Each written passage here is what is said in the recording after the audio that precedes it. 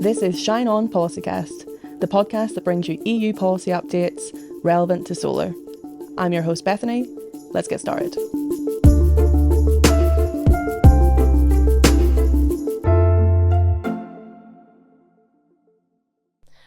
So here today on Policycast, we have our CEO of SolarPower Europe, Walburga Hemetsberger. So welcome, Walburga. Thanks for coming back on. Thanks for having me after a year. Yeah, and you know what a year it's been. We've had a lot of changes. The new European Commission just came in office a few weeks ago, and back in June, of course, we had the new European Parliament after the elections. So it's been a big year of transition, and for the solar sector too. But we'll get into that shortly. First, we have a tradition this year on Policycast of guests bringing a prop for me to guess what it has to do with the topic of the day. And Walburga has brought not one, but three props. And maybe she can describe for the listeners at home, and then I can make a stab at what they have to do with the topic we're going to discuss today.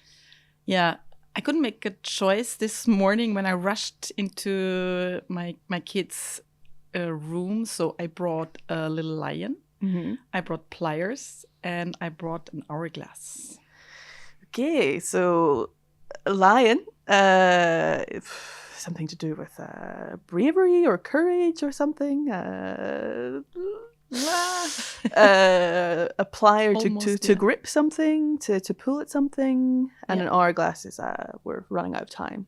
We've got a time pressure. Yeah, you got the last one right. Yes. 1 out of 3. Okay, 30%. Let's go. So what does a lion have to do with the EU market outlook for solar power? You also got it almost right there.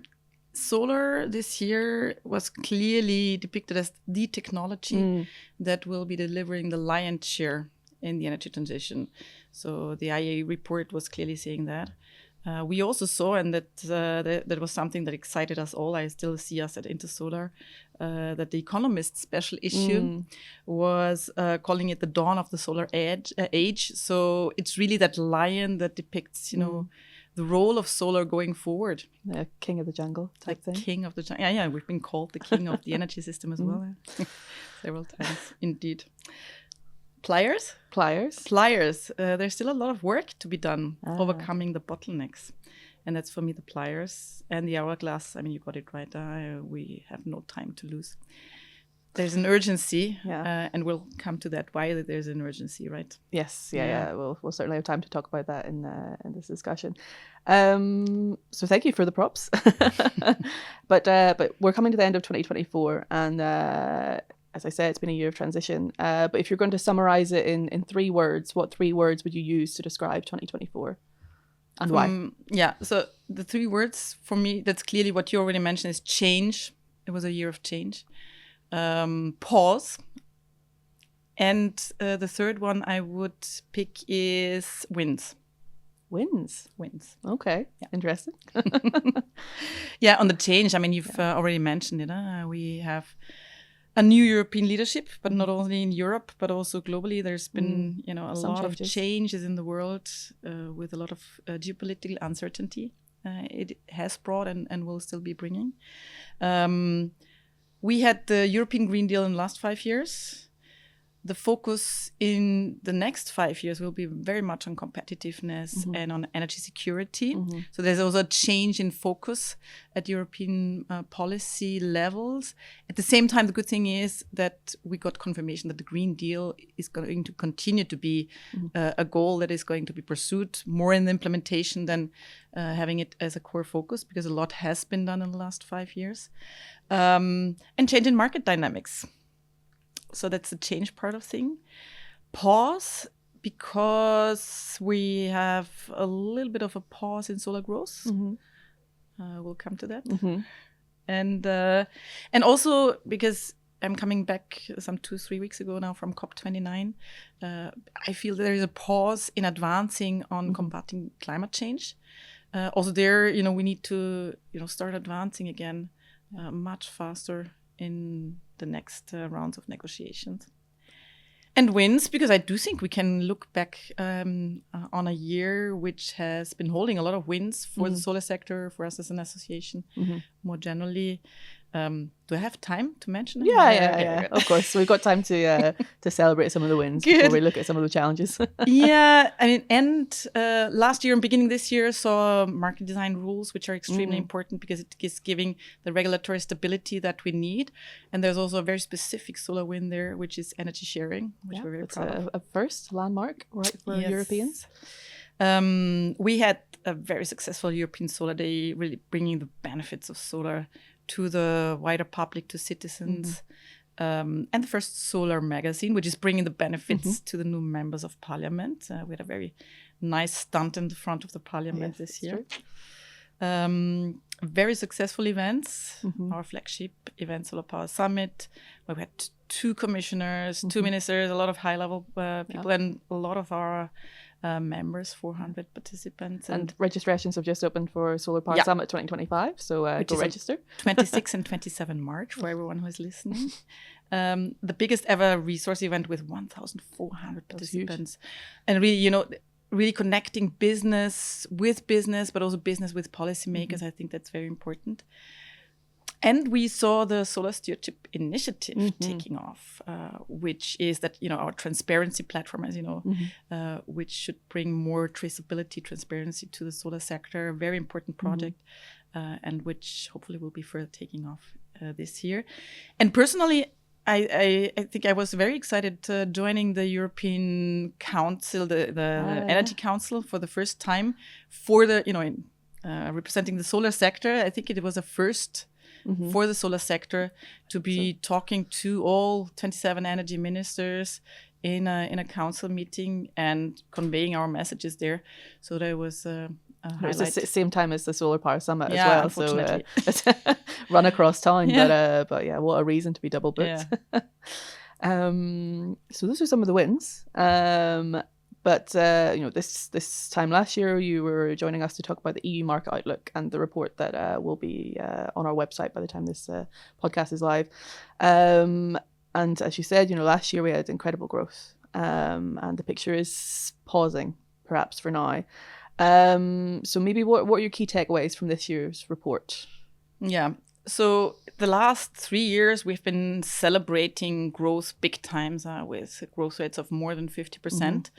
Now, that growth from 2023 to 2024 has been down to 4%, from more than 50 down to 4. So that's a 90% drop in growth. That's pretty dramatic. Major. Yeah.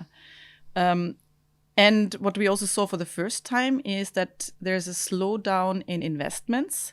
So investments are 6% down. That has to do with the prices of the material that is used. But still, when we still had a 60 billion investment in 2023, it's down to 56 billion euro investment in 2024. So also there, we've seen a drop. I want to stay positive on the positive side. Find the silver lining. Because we should also not be too pessimistic. We're still growing. We've been growing with 4%. So we've been adding 65 gigawatt to the energy system this year. And that is up from the 62 that we have been adding in 2023. So, there is some add-ons, and we're adding 65 gigawatt. And 65 gigawatts is still a substantial number, Which is a substantial number, yes. But it just shows that, there is an urgency in making sure that this growth is not further slowing down, because otherwise we will not hit the 2030 targets that the European Commission wants us to hit. And we still have the advertisement here of the European Commission on the other side of the road for solar and for the REPower EU targets that we want to see by 2030. We need to be hitting, I think, 70 gigawatts a year at least to be reaching that target. And, climate change isn't slowing down, so nor should we. So it's been a bit of a roller coaster year, the solar coaster, as we say. So what are these main challenges? What's causing this kind of pause in growth, and how can we tackle them maybe? Yeah, the main bottlenecks on the market side are clearly grids and flexibility. So we do see that, we're getting to a point where it is getting more and more difficult to connect solar to the grid. But also we see a lot of negative prices in the market. We see a lot of curtailment of solar. And all of that is obviously not helping investors to make that investment decision. but also, getting to some very physical bottlenecks that, we can just not connect projects to the grid. That is both on the rooftop side, but also on the utility side. So these are really the main challenges we need to work on urgently. It usually takes a little bit more time for grids, but we need to get that going. We need to digitalize grids. That is extremely important in order to get all this flexibility then also into the system. We need to also, where necessary, build, and modernize the grids with a strong focus on the decentralized level. Yeah. But on the flexibility side, we need to make sure that we are focusing, but really big times, on electrification on the one side, because we need to have flexible demand that is helping us to integrate solar, integrate renewables more generally, but also build up assets, storage, a lot of batteries, multiple times what we have today, more than 10 times. We need to see that in 2030 to have both supply side and demand side flexibility that is helping us on this famous stack curve. Leveling out the benefits of solar across the day. But what we should also mention is that, because more and more you hear that solar is becoming a problem for the energy system.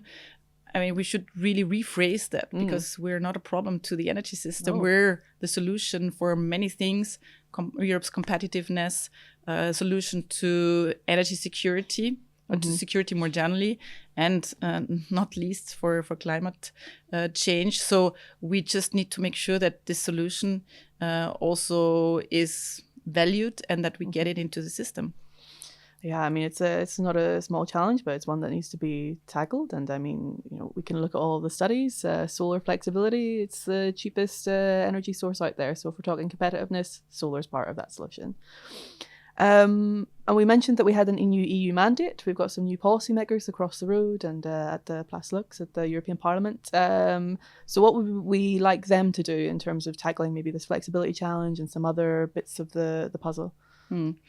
So indeed, I mean, you mentioned what we did, and maybe to deep dive a little bit on that still before I'm answering your question. Because one thing we should also not forget is we had a flagship report on flexibility last year, Mission Solar 2040, where we've been showing very clearly and with very clear figures how much we can, first of all, save on costs for the energy system more largely. If we're adding flexibility to the system, with 30 billion saved in yearly costs by 2030 and 180 billion saved by 2040. So that is clear benefits we need to get across the street. And then all the benefits it brings to businesses, because the wholesale prices will be reduced, but then also to our own industry, because curtailment will be reduced by 50% in 2030, and capture rate, so what companies can earn, will be increased. So, that report needs to be the guiding line for policymakers on the other side. So electrification, smart electrification needs to be in the focus, because this is where demand side flexibility is. We need to electrify transport, we need to electrify heating, and we need to electrify industries. Only with flexible demand, electric demand, we can get there. So I really do hope it will be not just a slogan that European policymakers will be following, but that there will be clear actions in order to put electrification first. And the electrification action plan is already planned. Yeah, it's an emission letter. It's planned for the end of the next year. But I do hope that also in the deliverables that we will be seen early on next year, which is the Clean Industrial Deal, affordable energy action plan for industry. All that is already clearly putting electrification first, with all the benefit it brings. So that's on the market side.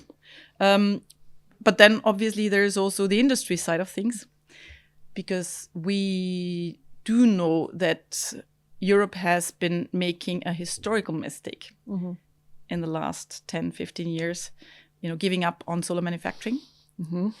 And we should not make a second time this historic mistake by, policymakers picking up some of the some of the ideas that solar is a lost cause and should begin up. So this needs clear attention. And if solar is going to, be the lion and deliver the lion's share in our energy transition, we should also make sure that we are resilient as Europe, and we're producing also solar in Europe. And that is another thing that European policymakers need to focus on, making sure that we're hitting the goal that we set ourselves a couple of years ago, 30 gigawatt solar manufacturing by 2030. But that we also, look at those areas where we're still producing in Europe, which is inverters, the brain of the solar system, which is mounting structures, which is trackers, which is equipment manufacturing. So, when people more generally are talking about solar that has been lost, we should also educate people that, and policymakers in particular, that we still have an industry here. Think about the whole value chain. Indeed. So not give up on solar. Innovation is still happening in Europe, and we need to just get that on the ground again in Europe. And hopefully, the Net Zero Industry Act is coming into force. Maybe there'll be some movement there too. And we saw 23 member states signing the Solar Charter last year. So they need to implement what they've been signing on. Follow through on some promises, perhaps. But of course, there's some challenges here, there's some solutions, but it's not all negative. We like to think about the bright side of things. So what are some solar stories this year that have sort of inspired you and kept you going? So talking about solar stories, I think what we should mention is that we have fantastic set of of solar stories on our webpage, which is always very nice to have a look at. My personal favorite solar story is maybe two. One which I came across recently, which is from my home country, from Austria, which is an agri PV plant that I think is going online end this year, from Burgenland Energie, one of our members. And that is the biggest agri PV plant in Austria, 160 gigawatt, which is facilitating organic farming, but also has some biodiversity aspects to it. But is also using European mounting structure, for example, and is also making sure that the benefit of that relatively big plant is getting to the people that are living around that plant, really engaging the community around it. And I think that's really, putting a number of elements into one project that we want to see more generally. So I found that highly inspiring. Yeah. And the second one is an example, probably some people are getting tired listening to me because I'm mentioning it very often, which are two examples of beautiful energy sharing in Portugal. Portugal is one of the front runners. Yeah, it's a good example, yeah. Yeah, and I really, love the first one, which is a kindergarten in Cascais, which is using the electricity and sharing it with some vulnerable families around that kindergarten. The kindergarten itself is profiting from a lower electricity bill. The families around it are profiting, and the benefit is shared with the one company that made that investment. So that is a really beautiful example. And there's a similar one also in Portugal, which I came across when I was joining a conference there, which is a stadium in Lisbon, who's sharing the electricity they're producing with solar on their roof with a cancer hospital nearby. Wow, yeah, so super nice. Football stadiums have such massive roof space. Of course, it's obvious it should be. Yeah, and that should be explored much more. So I hope that the football clubs that are listening to us are getting inspired using their roof space. I have to get onto FIFA and UEFA. I'm not sure if they're listening, but we'll get in contact. So we're wrapping up. We're approaching a new year, and it's a big year for SolarPower Europe. The association is turning 40. So what are you looking forward to in 2025? Is there any kind of last words you want to leave with us? Particular goals that you have for yourself, for the organization? The end of the year is obviously always a good moment to say thank you. And we have this this tradition at the all hands meeting, and I see it from far, of a appreciation shower. So I don't have the prop here, but first of all, I want to thank the members, our members who are supporting us throughout the whole year, and again, this year, because without their support, we would not be able to do our work.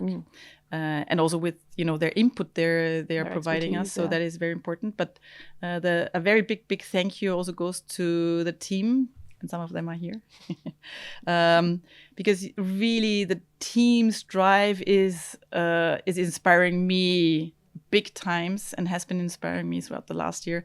I'm super proud of our SolarPower Europe team. And the very, the huge talent that we're gathering here. And I wanted to say thank you also through this podcast to the team. Now, what I'm looking forward to in 2025 is, I hope we will be celebrating a lot of new successes with the team and with our members that will be helping rolling out solar again much more quickly, and that we're getting back on the growth side of things, and that means establishing contacts with new leaders of the European Commission, the new leaders of the European Parliament. We've already started that, we're continuing to do that, and getting their support for overcoming the obstacles that we still have. Yeah, it's a good plan for 2025. So before you leave, people can hear more from you regularly on social media. So maybe you can tell listeners where they can find you online.